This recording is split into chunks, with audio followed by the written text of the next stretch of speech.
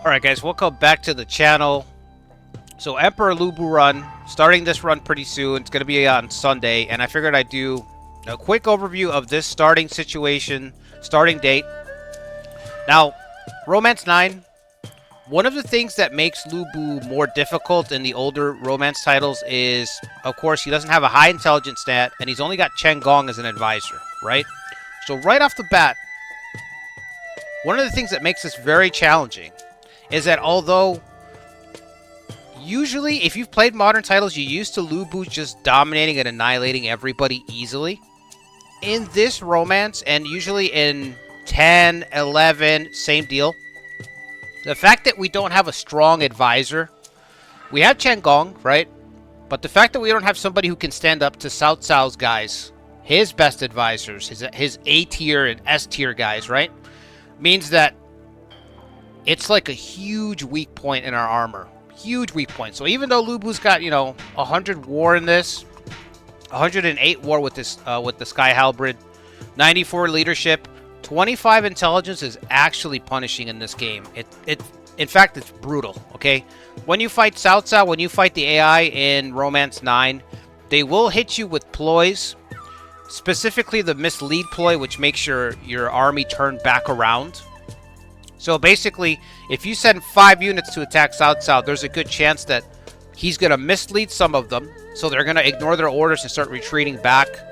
He's going to disrupt the others, so their formation is broken, their stats are reduced, they can't use their tactics. And then maybe if you're lucky, 1 or 2 guys will get through. And those guys will have to fight his best guys, right, without their support. So you kind of have to plan to overcome so much more when you don't have strong advisors in this game, strong warlords in this game. Lubu has that problem. He just doesn't have it. He's got Chen Gong, and that's it. Another challenge with Emperor Lubu is the curse that is inheriting Yuan Shu's kingdom. Okay? Yuan Shu's officer corps is really bad. Okay? It's abysmal. So, Jiling, really good. 74 leadership, 81 war. Solid. But that's it. After that, I mean, some of these guys are really bad. If you've played as Yuan Shu, if you've played as Yuan Shu's last stand, anywhere 198 Yuan Shu, 199 Yuan Shu, you know how bad this is. So, it's just a curse inheriting his territory. We do get Shoushun, which is the silver lining. This is a massive city that has a lot of potential in every romance game. In this romance, it's no different. If we can keep the enemy away from the gates of Shoushun, and when I say the enemy, I really should say the enemies. Okay, we've got multiple enemies. The biggest one being Sun Ce right here, bordering Shoushun. If we can keep them away, maybe we can build up the city and take advantage of its caps. That city and Shapi. So, one positive, the only positive of inheriting Yuan Shu's thing, because the Emperor thing is really just flavor, okay? We are technically Emperor rank. We can give out all the ranks in the game, but for Romance 9 purposes, it's not worth much, okay? So the biggest boon that we got for Yuan Shu, you're looking at it. Shoushun. That's it. The city is awesome if we can hold on to it. Having access to Lujiang is kind of cool because maybe we can grab Chaishang, which is a really nice city. Maybe. But in this start, playing on expert mode, highly unlikely. Now, speaking on Sun Ce and our neighbors, right? Well, you know what? Let me cover the last city, Shapi. Our last big benefit in this run. So you know it's bad when I'm telling you that the good things that we have going for us are just the cities. Okay? We're playing as Lubu. And you'd think that I'd be talking to you about how we're going to dominate in the field. And our strengths in the field. And I'm talking to you about economy right now. Okay? I'm like, well, there's a few nuggets here of gold. And all this crap. There's a few nuggets of gold. And it's economy. Okay? But that's where we're at. That's This run is difficult. It's nasty, okay? Shoshun is one of the cities. Xiapi is the other city. Xiapi has the benefit of, thanks to the really nice building system in Romance 9, we can kind of barricade Xiapi. So we can build a barricade here. Or there's different types of barricades, but you can build a barricade here. We can also build a barricade on the back end. And we can kind of recreate Lubu's very last stand at Xiapi. We can just barricade ourselves in and hold out if it comes down to it, right? We might have to do it. We still have to worry about Yuan Shao, but I'll get to the neighbors in a second. So Xiapi is the next best thing outside of Shoshun. These two cities are key. Xiaopei is a horrendous city in any of the games. You guys know this. It's a small city from the novels. It's, you know, even Lubu complains about it in the novels. You know, he grumbles about it when Liu Bei gives it to him. He's like, this city is ass, straight ass, you know? And then he goes and he takes Xiapi from Liu Bei. Anyway, Lujian and Xiaopei are both tiny cities. The good thing about Lujiang is it gives us a chance to capture Chaisang. These two cities are great if we can hold them. We have Lubu, we have Zhangliao, but really that's it. Chengong's not bad. And neither are the other Chens. The father and son, the traders. They're not bad either, but they're absolutely dwarfed by Cao Cao. By Cao Cao's advisor corps. And Wu's advisor corps down here. Don't forget, you've got Sun Ce with Zhou Yu. So this is one of those starts. This is why I have no problem playing Emperor Lubu. It's one of the few. It might be the only Lubu start that I like to play. Because it's like, yes, I have this weapon, but I'm surrounded by so much talent. I talk about this all the time. If I take a strong officer, I only take them if I know that I have even stronger competition around me.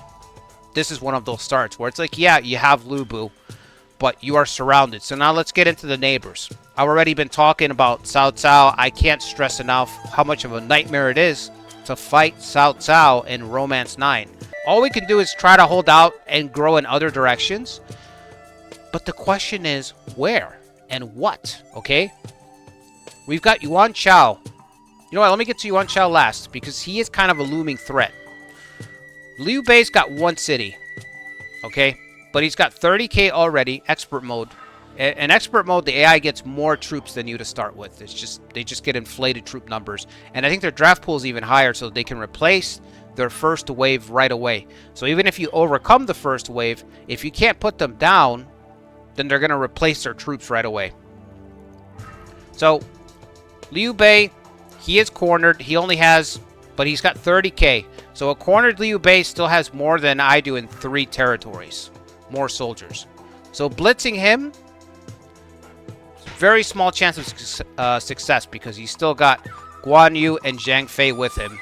And Guan Yu and Zhang Fei can tear everyone up in this game. So we've got Liu Bei here. He will be deploying into our flanks and attacking us while we're tied up with Cao Cao. Then we've got Wu. I mean, it's Wu. It's Sun Ce, it's Zhou Yu. They're in their prime. Tons of talent. They have the Yellow River protecting them. Okay? They have a navy. We do not have a navy. That's another problem that Lubu has. He inherits Yuan Shu's forces, but almost nobody has navy experience at all. So even if we have officers who have tactics for boats, they're worthless against Wu. Because it's very low chance of us succeeding to do any actual damage to them. So they have the river to defend them. They can launch invasions, and they will. This is not Romance 14, where it's going to take... oh, they're launching a navy invasion. It'll take them 4 to 5, months to get to us. No. An invasion in this game's very snappy, okay? They'll be here in 2-3 turns. Huge fleet will just show up over here, capture this port, threaten this city, threaten that city. So from the south, you've got Sun Ce. Wu under prime. Cao Cao here. Liu Bei occasionally will launch an attack. And when he does launch an attack, it's Liu Bei, right? It's not like a fly to be swatted off to the side. It's not like, oh, it's a Han Fu force. A Liu Dai force is coming to... it's Liu Bei. So it's significant. Even if it's just 1 unit or 2 units, it's still Liu Bei. On top of all that, on top of the 3 kingdoms, you have the looming threat that is Yuan Shao in Romance 9. Yuan Shao's troop numbers are massive in this game until Guandu, until he's wiped out. His troop numbers are insane. So he's already got 30k bordering us right here. And I already talked to you about the importance of Xiapi.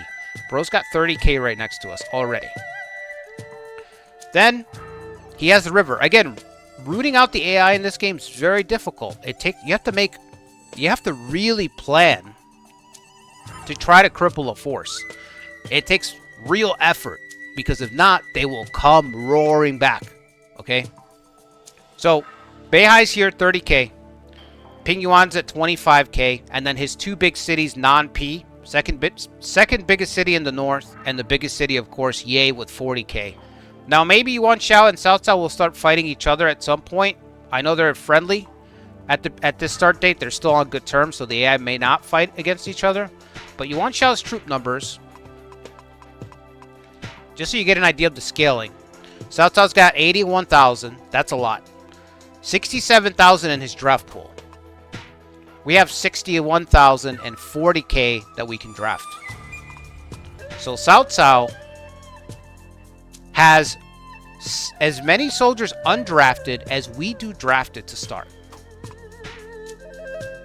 He has more. Let's look at Yuan Shao. 147,000 soldiers. 53k draft pool. The swarm ability of Yuan Shao in this game is insane. He will beat you down with numbers in this game. And he can be an early game monster, but he's usually a mid to late game monster. Usually, if Gongsun Zhang can't put up a fight, if Gongsun Zhang is wiped out by the barbarian tribes, Yuan Shao is free to conquer the north. He has no opposition. He will be moving south, and he will dominate everybody in the late game.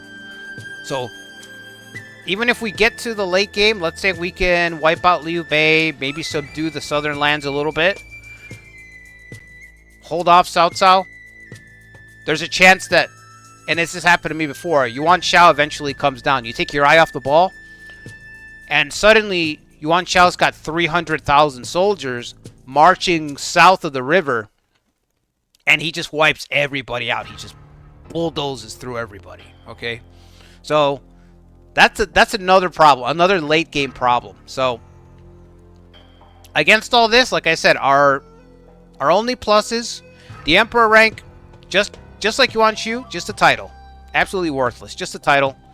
There's not even anybody small enough around us that we can push around with our title, okay? To get any favors or to threaten, coerce, nothing like that. Everybody's mid or even bigger than us. So Emperor title's not worth anything. We have Lubu, we have Zhang Liao. Chen Gong would be a benefit, but there's just there's nowhere to use them. There's nowhere to use our advisors effectively. Not really. We do have Gao Shun, who's pretty good, and then that's it. We just kind of nosedive. The talent kind of crashes and burns after that. Lubu, Zhang Liao, Gao Shun, again, really strong. But after that, you're talking about 3 officers versus the endless talent that is Cao Cao, Liu Bei's 2 brothers, the endless talent of the southern lands, and then Yuan Shao's swarms. So that's about it. I mean, very tough start. Romance 14 start. This scenario is available in Romance 14. They brought it back for Romance 14. I can already tell you that it's easier in Romance 14. Nope. Easily easier in Romance 14. So that's going to be it for this one. Emperor Lubu, 197. I'm going to be starting this run on Sunday. Wherever you're watching this in the future, this should be already added on the channel. Go check it out. See how long I made it. Hopefully I succeeded. But, I'm not holding my breath on that. Anyway, until next one, guys. Take care.